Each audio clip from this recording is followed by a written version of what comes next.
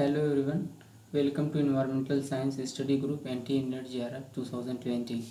आज हम बात करेंगे ओसेनिक केमिस्ट्री के लेक्चर नंबर 2 की। तो आज हम बात करेंगे इस लेक्चर में सैलिनिटी क्या होती है। Salinity is the presence of dissolve solid या dissolve salt in the ocean.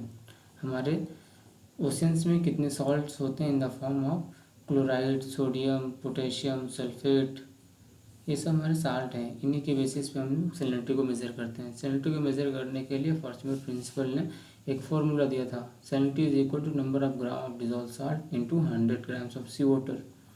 हमारे ओशंस में 35 पर 1000 सैलिनिटी होती है। अगर हम परसेंट की बात करेंगे 3.5% सैलिनिटी हमारे ओशंस की होती है। अगर ये पोल, इक्वेटर और ट्रॉपिक्स के केस में देखेंगे तो salinity is the highest near the tropic and decrease towards the pole. जैसे जैसे पोल और इक्वेटर के तरफ जाएंगे वैसे वैसे हमारी सैलिनिटी कम होती जाएगी। और सैलिनिटी जैसे जैसे हम वाटर में डेप्थ में नीचे जाएंगे सैलिनिटी क्या होगी, सी वाटर में डिक्रीज होगी जैसे जैसे डेप्थ में जाएंगे। और सैलिनिटी को अफेक्ट करने वाले कई फैक्टर्स हैं, जैसे प्रेशर हो गया, प्रेसिपिटेशन हो गया, atmospheric pressure, wind direction and movement of sea water. ये सब सैलिनिटी को कंट्रोल करते हैं। इसी की वजह से सैलिनिटी का घटना बढ़ना होता है।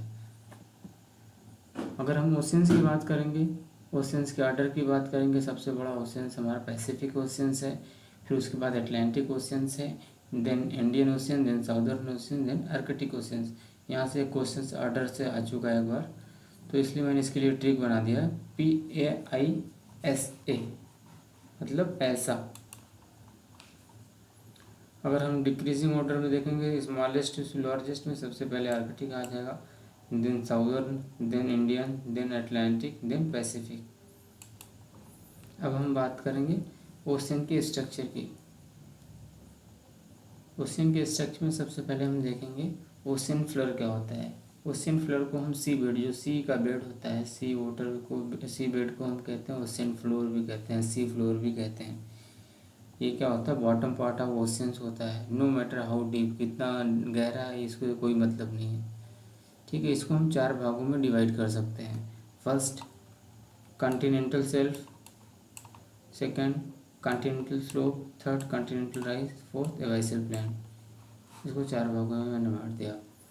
यहाँ पे देखिए, ये कॉन्टिनेंटल शेल्फ का जो पार्ट है ये जस्ट अर्थ से जुड़ा हुआ है।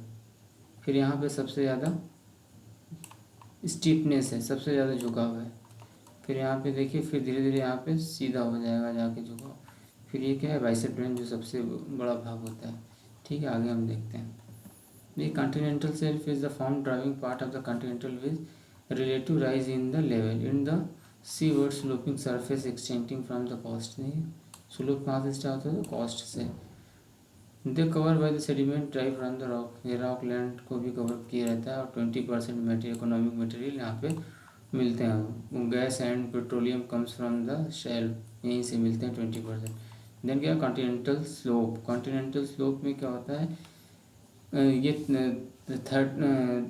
3660 मीटर पे मिलते हैं। इनकी depth on the basis of depth इनको 5 कैटेगरी में डिवाइड करें। Fire steep with surface this canyon, gentle slope with the elongated hill and material, faulted slope, slope with the terraces, slope with the सीमाउंट्स।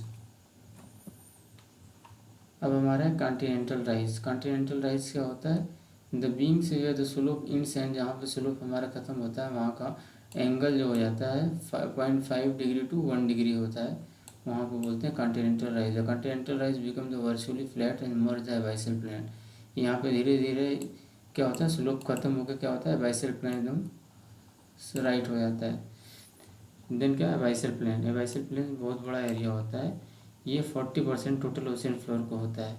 This exist beyond the continental rise. ये कहाँ से आता है, continental rise जहाँ पे ख़त्म होता है वहाँ से ये स्टार्ट होता है।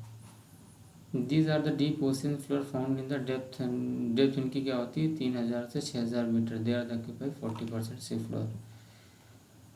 अब हम देखते हैं कि कितने consist of the material derive from the wear and the tear land remains the animal, plant and the volcanic material. Volcanic material के बेस पे volcanic deposit, organic deposit, pelagic deposit, की points of the marine life,